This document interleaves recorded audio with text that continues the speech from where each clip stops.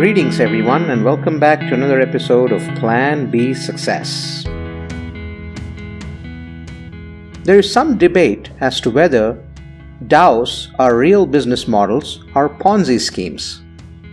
Some people argue that DAOs are not sustainable because they do not generate any revenue. Others argue that Ponzi schemes are not sustainable because they eventually collapse. It is still too early to say which of these arguments is correct. However, the debate is interesting for at least two reasons. Firstly, it illuminates some fundamental questions about business models. Secondly, it provides useful guidance for entrepreneurs who are planning to build DAOs. There is no definitive answer to this question, as the legality and viability of DAOs as business models depend on a variety of factors.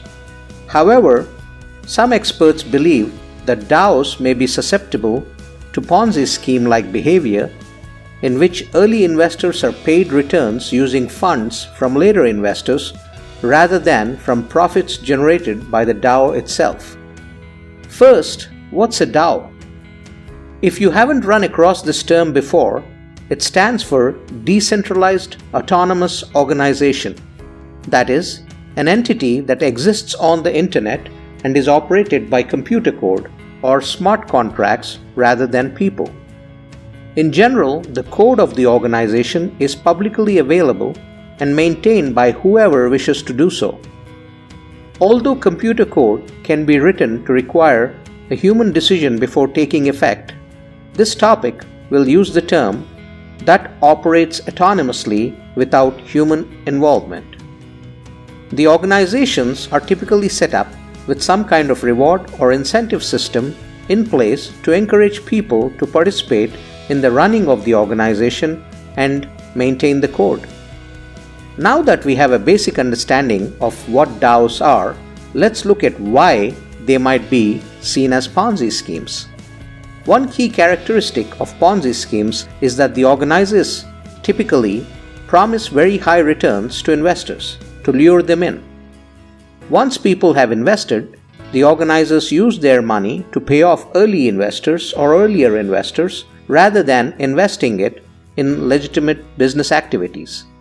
As long as new investors continue to come in, the scheme can keep going, but when it collapses, everyone loses their money. Some experts believe that this is what could happen with DAOs. For example, in a recent article in The Economist, blockchain specialist Emin Gun-Sirer is quoted as saying that the possibility of a Ponzi scheme is inherent in the structure of these organizations. He points to the fact that there's no real way to prevent people from cashing out their tokens at any time, which means that the token's value is likely to fluctuate wildly as investors try to cash out early. That could leave people who join later with little or no chance of making their money back, much like what happened with Bitcoin's original founder, Satoshi Nakamoto. Another potential problem is whether it matters if token holders are also allowed to vote on how the organization operates. According to Gun-Sirer, if you're allowed to exist with all your funds at any time, then that means there's no commitment for members of the network.